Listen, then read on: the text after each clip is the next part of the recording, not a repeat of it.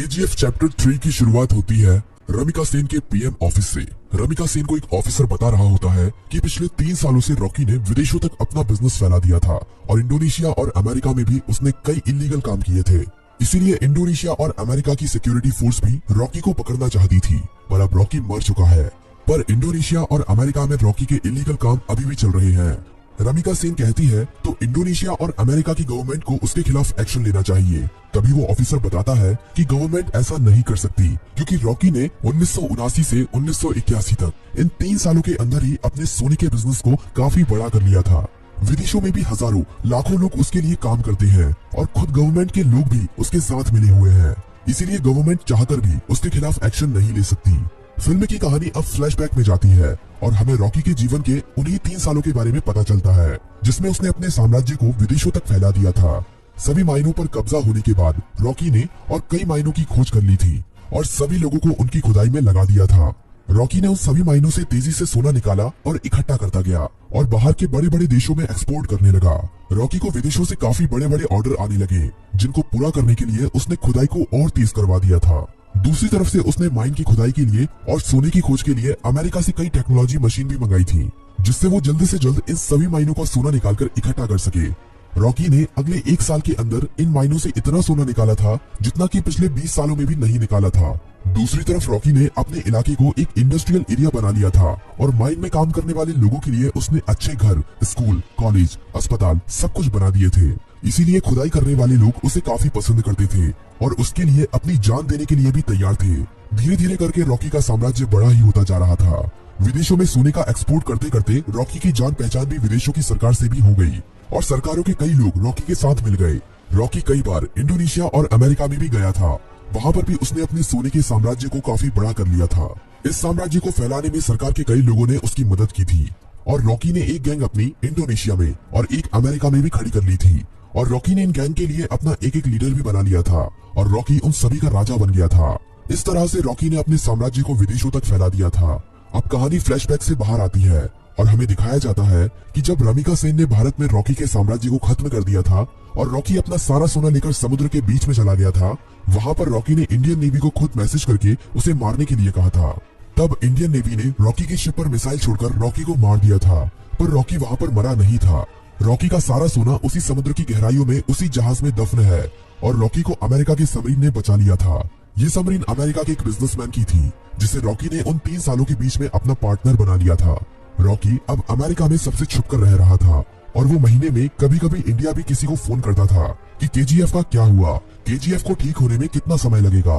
अब कहानी इंडिया में शिफ्ट होती है और हमें दिखाया जाता है कि सलार केजीएफ के तबाह होने के बाद केजीएफ को दोबारा से खड़ा कर रहा है और जो लोग बच गए थे उन सभी लोगों के साथ मिलकर रॉकी के साम्राज्य को दोबारा से खड़े करने में लगा हुआ है।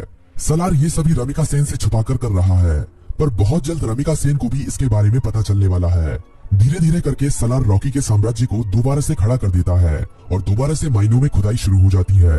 अब सलार रॉकी को फोन करता है और कहता है, मालिक, हमने आपका साम्राज्य दोबारा से खड़ा कर दिया है। जिस तरह आपने कहा था, अब आपके लौटने का समय आ चुका है। रॉकी कहता है, सलार, तुम्हारे लिए मेरे पास एक काम और है। तुम्हें उस सोने को समुद्र से निकालना है जो हमने इतने सालों से वहाँ पर छुपा के रखा है। वो हमारी माइनों से ही निकला हुआ सोना है। इसे हमें किसी भी कीमत पर समुद्र से निकालना है। इस सोने की मदद से ही मैं दोबारा से भारत में अपने साम्राज्य को खड़ा करूंगा। सलार सोने को समुद्र से निकालने के काम में लग जाता है और इंडिया में अब एंट्री होती है रॉकी की। सलार अपने लोगों को कहता है कि मालिक कई सालों के बाद यहाँ पर पधार रहे हैं, उनके स्वागत में कोई भी कमी नहीं रहनी चाहिए। किसी को नहीं पता था कि ये मालिक कौन है। रॉकी अकेला ही अमेरिका से आ रहा होता है। केजीएफ में रॉकी का स्वागत धूमधाम से किया जाता है। सभी लोग रॉकी को देखकर हैरान थे, क्योंकि उन्हें लग रहा था कि रॉकी मर चुका है, लेकिन रॉकी तो अभी जिंदा है। रॉकी अपने माइनों का काम देखने के बाद सीधा मिलना चाहता था रमिका सेन से। सलार कहता है कि हम भी उसके साथ चलेंगे, पर रॉकी कहता है कि नहीं, मैं अकेला ही मिलने जाऊंगा। रॉकी अकेला ही अपनी रोल्स रॉयल कार में जा रहा होता है। तभी नाके पर पुलिस उसे पकड़ लेती है। पुलिस वाले जानते नहीं है कि वो रॉकी है। वो रॉकी के पास लाइसेंस न होने की वजह से और ओवर स्पीडिंग होने की वजह से थाने ले जाती है। वहाँ पर रॉकी कुछ नहीं बोलता, बस अपने आदमियों को फोन कर देता है। थाने में बड़ा ऑफिसर आता है और रॉकी से चिल्लाकर बात करने लगता है। तभी पूरा पुलिस स्टेशन हिलने लगता है और कई हेलीकॉप्टर और बंदूक लेकर रॉकी के आदमी यहाँ पहुँच जाते हैं। उन आदमियों से एक आदमी रॉकी का लाइसेंस लेकर थाने के अंदर आता है और पुलिस को लाइसेंस दिखाता है। पुलिस वाला लाइसेंस पर रॉकी का नाम पढ़कर हैरान रह जाता है और रॉकी को वहां से जाने देता है। रॉकी अब सीधा रमिका सेन से मिलने के लिए जाता है। रॉकी के पहुंचने से पहले वो पुलिस वाला रमिका सेन तक ये खबर पहुंचा देता है कि रॉकी अभी भी जिंदा है। रमिका सेन ये खबर सुनकर हैरान हो जाती है कि अभी तक रॉकी कैसे जिंदा है। रमिका सेन को ये खबर भी मिल जाती है कि रॉकी के यहाँ आने से पहले किसी ने केजीएफ को दोबारा से खड़ा कर दिया है और केजीएफ से अभी भी खुदाई करके सोना निकाला जा रहा है। अब पीएम ऑफिस में एंट्री होती है रॉकी की। सभी लोग रॉकी को देखकर हैरान थे। रॉकी सीधा मिलने जाता है रमिका सेन से। रॉकी रमिका सेन से कहता है कि मैंने कहा था ना, युद्ध हुआ तो जीतूंगा मैं और जीत मेरी ही हुई है। रमिका सेन कहती है कि अच्छा है तुम जिंदा हो, अब मैं तुम्हारे सामने ही तुम्हारे केजीएफ को तुमसे छीन लूंगी। रॉकी कहता है कि उसकी नौबत ही नहीं आएगी। रमिका सेन रॉकी की इस बात को समझ नहीं पाती, तभी रॉकी वहां से चला जाता है।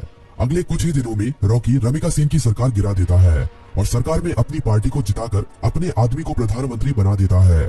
रॉकी अब दोबारा रमिका सेन को फोन करता है और कहता है कि अब क्या करोगे, अब तो तुम्हारी सरकार भी नहीं रही। रमिका सेन कहती है कि अब मेरी जिंदगी का एक ही मकसद है, तुम्हारी मौत। रमिका सेन रॉकी के सभी दुश्मनों को इकट्ठा करती है। रमिका सेन इनायत खली से भी हाथ मिला लेती है और जितने भी रॉकी के देश विदेश में दुश्मन थे सभी को इकट्ठा करके रॉकी को मारने का प्लान बनाती है। रॉकी को मार पाना आसान नहीं था। रॉकी जितना अकेला खतरनाक था उससे ज्यादा खतरनाक उसके गैंग के लोग थे। रमिका सेन को इंडोनेशिया और अमेरिका की गवर्नमेंट से भी सपोर्ट मिलता है, लेकिन रॉकी जानता था कि रमिका सेन उसके केजीएफ को तबाह करने में अपना पूरा जी जान लगा देगी। रमिका सेन जानती थी कि रॉकी को उसके केजीएफ में घुसकर मार पाना अब काफी ज्यादा मुश्किल हो गया है, क्योंकि अब रॉकी ने अपने केजीएफ में मिसाइलों को रोकने के लिए अपने केजीएफ के चारों तरफ रडार सिस्टम और काउंटर मिसाइल रख दी है। अब अगर कोई भी उसके केजीएफ के अंदर घुसने की कोशिश करेगा तो वो मारा जाएगा। रमिका सेन जानती थी कि रॉकी को मारने के लिए उसको केजीएफ से बाहर निकालना पड़ेगा और अकेले रॉकी के मरते ही उसका सारा साम्राज्य खत्म हो जाएगा। इंडिया में अपनी गवर्नमेंट खड़ी करने के बाद इंडिया की गवर्नमेंट रॉकी के लिए एक काफी बड़ी पार्टी रखती है। इस पार्टी में विदेशों के बड़े बड़े बिजनेसमैन, बड़ी बड़ी गवर्नमेंट के लीडर आते हैं। रॉकी की सिक्योरिटी के लिए इस पार्टी में काफी ज्यादा सिक्योरिटी लगी हुई थी। रॉकी पार्टी में पहुंच जाता है। थोड़ा नाच गाना होने के बाद पार्टी में एंट्री होती है रमिका सेन की। रॉकी से थोड़ी बातचीत करने के बाद रमिका सेन कहती है कि अब समय आ गया है कि तुम्हारे साम्राज्य को यहीं पर खत्म कर दिया जाए। पर तभी रॉकी के चारों तरफ हजारों लोग उसके ऊपर बंदूक तानकर खड़े हो जाते हैं। रॉकी की खुद की गवर्नमेंट उसे धोखा दे देती है और विदेशों से आए हुए बिजनेसमैन भी उसकी मौत का तमाशा देखने के लिए वहाँ पर आए हुए थे। सभी विदेशों के बिजनेसमैन चाहते थे कि रॉकी की मौत होने के बाद वो केजीएफ पर कब्जा कर लेंगे और अपने बिजनेस को फैलाएंगे और ढेरों पैसा कमाएंगे। ये सब देखकर रॉकी खुद हैरान रह जाता है, पर रॉकी जानता था कि एक दिन उसकी मौत जरूर होगी, इसीलिए वो अपने आखिरी पल में भी निडर रहता है। रमिका सेन कहती है कि देखा, आखिर तुम्हारे लोगों ने ही तुम्हें धोखा दे दिया। इतना कहते ही सभी लोग रॉकी को गोलियों से भून देते हैं और रॉकी की मौत वहीं पर हो जाती है और फिल्म यहीं पर खत्म हो जाती है।